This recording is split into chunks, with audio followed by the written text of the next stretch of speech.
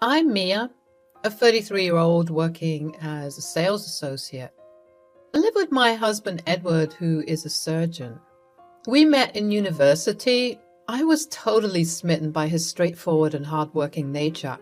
He, on the other hand, claims to have fallen for my grounded and kind demeanor. We have been married for 5 years and have built a life on love, mutual respect, and happiness. I thought we had a perfect life. However, life is unpredictable. Our lives faltered suddenly, and while it left me dejected initially, things finally fell into place. I vividly remember the fateful day. We had organized a party at our home, which was attended by close friends and my mother-in-law. Near the end of the party, I was in the kitchen cleaning up when I happened to hear a friend of my husband talking to a neighbor who also happened to graduate along with Edward and me. They had been drinking, but the guy was more sloshed. The door that led to the porch was open, so even though I wasn't eavesdropping, it was impossible not to hear their conversation. "Barbara, I must say that you look ravishing tonight." "Thank you, William. That's very kind of you." "What are you doing tomorrow evening? Care to join me for a drink?" "That's very kind of you, William, but I have a working day tomorrow." "Okay, so how about the day after?" "I'm sorry, I'm not interested." But William won't budge. "All I'm asking is a date with a pretty girl like you. I'm sure you won't regret it." After reiterations by Barbara on how she appreciated his compliments but wasn't interested, William got slightly annoyed. Alcohol took a toll on him, and he mentioned my husband's name. "I bet if I was Edward, you'd have no issues with this." While being shocked at his audacity, Barbara quickly composed herself and replied, "Your friend is a loyal and loving husband. He wouldn't cheat on his wife." "My friend cheats on his wife all the time." I knew that Barbara looked up to my husband as an upright and moral person, and she would not be pleased. At this point, Barbara told him off, saying he was out of line and needed to go sober up, and walked away. A while later, I was stacking up the dishes. William came storming into the kitchen. He saw I was there and realized I could have overheard the conversation between him and Barbara. He showed little regret for his behavior and instead said, "Glad that you're here, Mia, because all that you heard was true. It's annoying how Edward gets away with it and never gets held accountable." To be honest, I didn't trust William with this. He was Edward's colleague at the hospital. I had heard from Edward's other colleagues and Edward himself how William was jealous of Edward's caliber and shit-talked about him at the hospital. I could guess that his words were stemming from the resentment he had for Edward. I just looked at him as he spoke and proceeded with my chores. The next thing I heard was a squabble between William and Edward near the garage. "You don't deserve anything you have, Edward." Edward was calm and tried to deal with the situation peacefully. "I think you need to head home, William. You are not in your senses. I'll ask a friend to drop you home." "Huh. I don't need your charity. It was a mistake to come to this party." I felt sorry for Edward. He didn't deserve anyone's spite or snide remarks. It ended with me stepping in and kicking William out after he went overboard.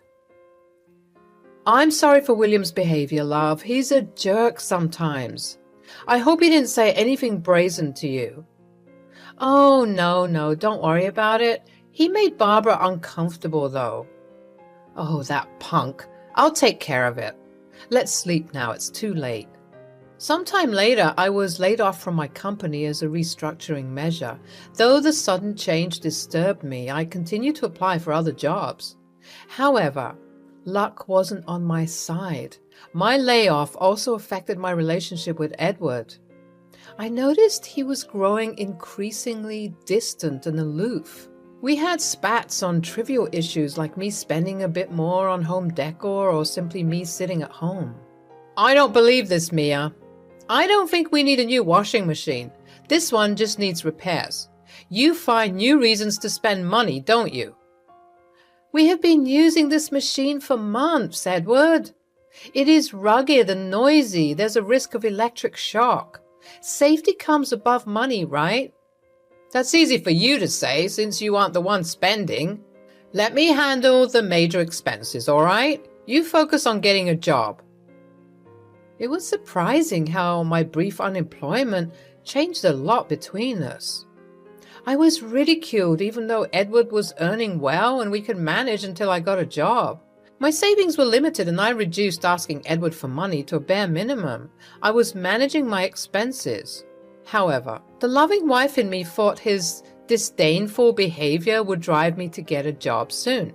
After all, I would be financially self-dependent to a great extent like before.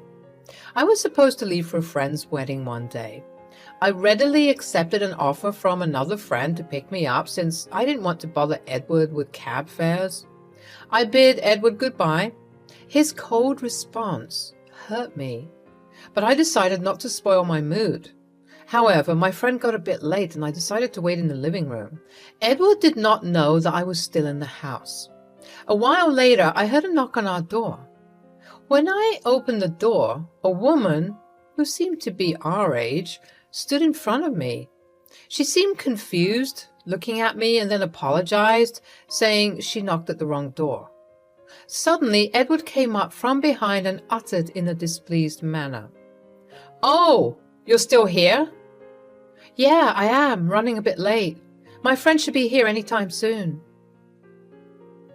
It seemed like Edward wasn't expecting me there. It was my house too, and his attitude cast a doubt. He nodded and went up to the woman's car that was parked outside. They talked for 5 to 10 minutes and she drove away. I left some time later. However, this incident kept running at the back of my mind. After I returned from the wedding, I casually tried to bring up the matter one evening. "So the woman that came that day, was she a patient?" Edward gave me a stern look, which intimidated me a little. I don't think I could have interrogated him any further. He looked down at his phone and murmured, "She's just a friend." "Oh, all right. I haven't seen her before, though." "Oh, come on, Mia. You don't have to be so inquisitive about everything. She is a recruit at the hospital, and I'm helping her out with a few administrative things." I didn't say anything further, though Edward's answer wasn't convincing. It seemed like he was simply avoiding the conversation. Days passed by. One fine day, I returned from an interview and walked in on a semi-naked Edward on a video call with a woman. I was shocked to my core. I stood there numb, facing the Herculean task of comprehending that Edward had been cheating on me. He stumbled and nearly fell off from the chair he was sitting on. However, he got normal in a moment.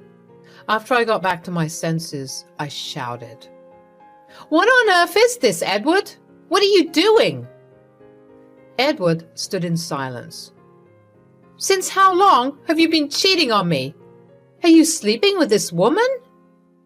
What surprised me was that Edward was so unbelievably unbothered. He looked at me for a moment and said, "Yes." I was speechless. "Are you sleeping with others too?" "Yes." I felt like I was struck by 1,000 electric shocks at once. I wondered where I went wrong in our marriage. Did he feel I started loving him any less? I had patiently endured all the tension that entailed between us after I lost my job, and this man, whom I have loved for 5 years, stands before me remorseless, telling me that he has been cheating on me with random women. William wasn't that much of a punk after all. All that could come out of my mouth was, "Since when?" Edward rolled his eyes and said he could not recall precisely, but it all started after things between us went downhill. He talked about it as if it were normal. He told me calmly that he wasn't attracted to me anymore. I got upset and started yelling at him.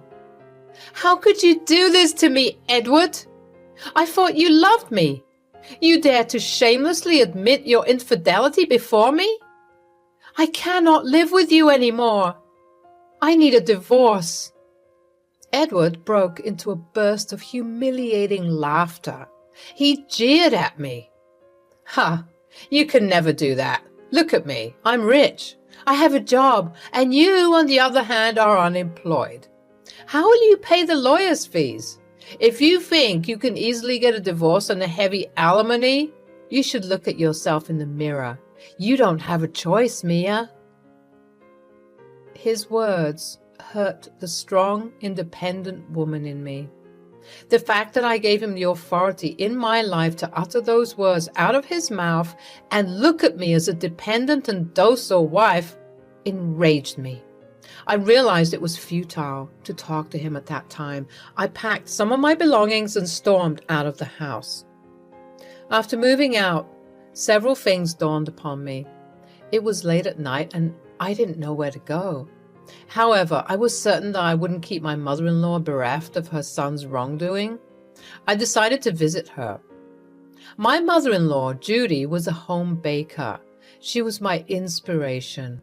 Her lean figure and graying hair would distract anyone from the fact that she was a powerful woman, full of energy, who kept the environment around her lively. "Oh, Mia, what a pleasant surprise! Come in, dear."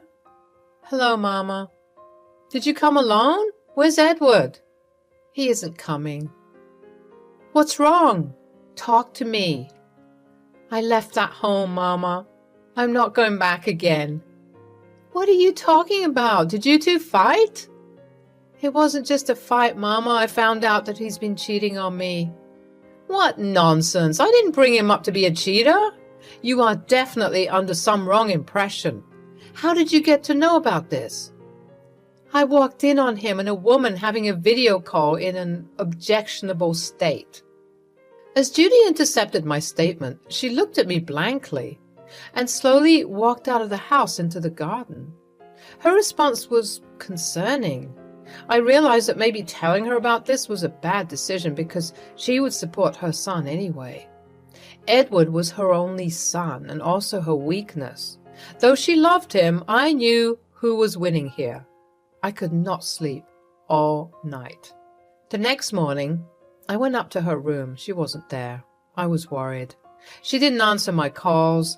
As I went out looking for her, I found her coming towards me.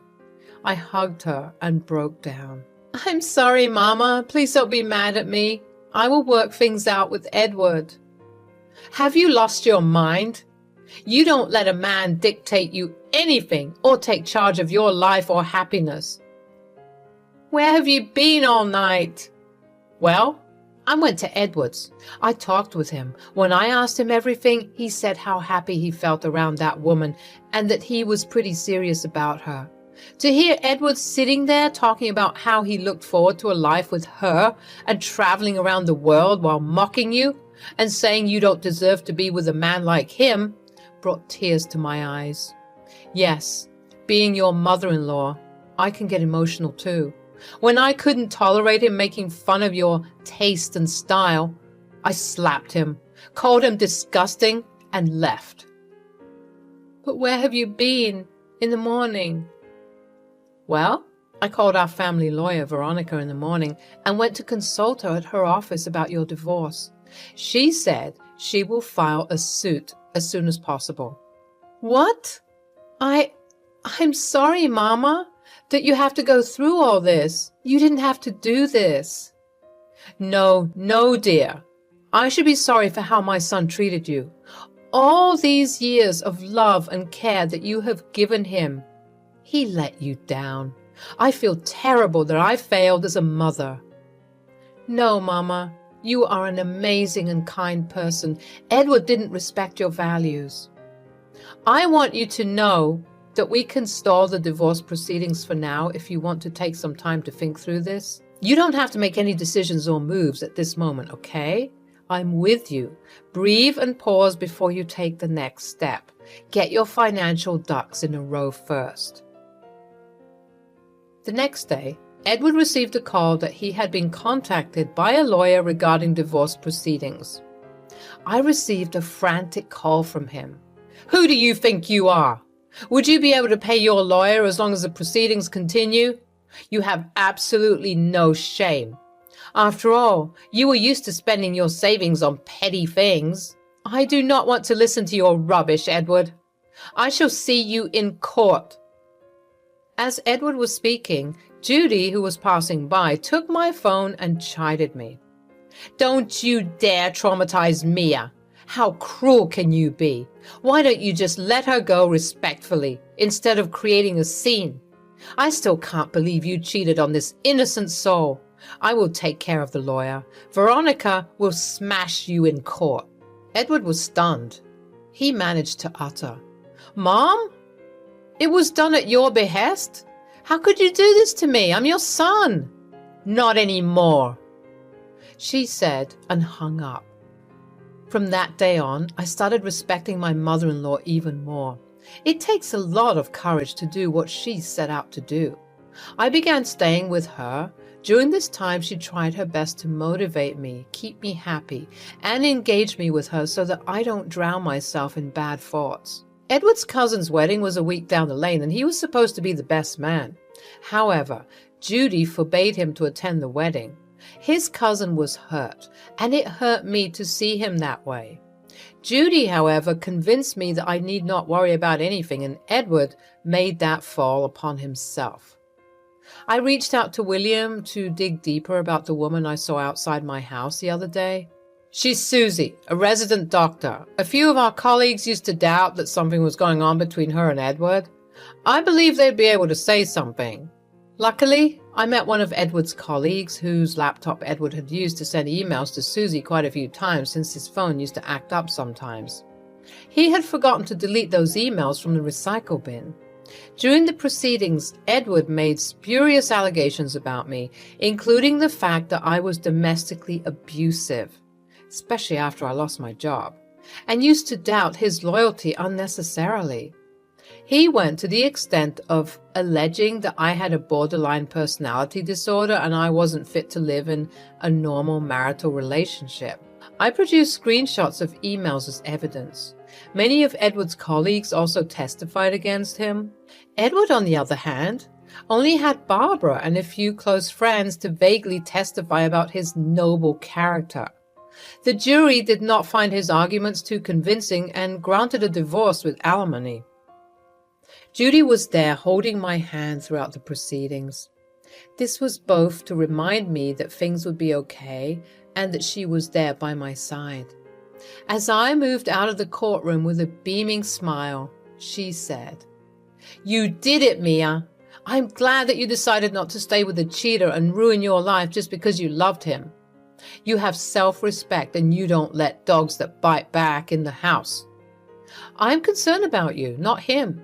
Ever since he cheated on you for the first time, it was clear that he doesn't see you as a person or important. He thought that you would be weak if you didn't have a job. He kept pushing you down, cultivating that same mindset. If he ever tries to threaten you or convince you to come back to avoid the alimony, tell him that he can love that woman and you will love yourself. No, Mama, you have been my backbone and helped me endure this difficult phase in life. I didn't expect that you would support me, considering it was your son. But you have stood by my side like a rock pillar. I'm thankful I had you, and I can never do enough for you." "Thanking me won't be enough. You have to help me completely order for the blueberry wedding cake, and then cook your celebrated shepherd's pie for me." You are the best. My father and father-in-law died young, so I have never seen how a male figure runs a household and takes care of his family. Edward was the first guy I saw in those roles, and until our marriage went into a downward spiral, he had been this loving, supportive, and chirpy man. However, as they say, things don't remain constant. But change is the law of nature. When life throws lemons at you, make a lemonade. I mean to say that hang in there and you will come out even stronger. I worked hard and landed a job. Judy and I shifted to Seattle. I purchased a great apartment and we decorated it with love. I wouldn't say my divorce didn't scar me. I had to take therapy to cope with the post-traumatic stress that came along, but I refused to give up. I learned this from my mother-in-law. Had she not been there, I would have probably gone back to that toxic household and marriage again. One of my colleagues introduced me to her brother Martin, who was a famous artist. We hit it off well, and I went out with him. It seemed like he was healing all the scars left behind by Edward. He gave me the respect and love I had been craving for since so long. Judy liked him too.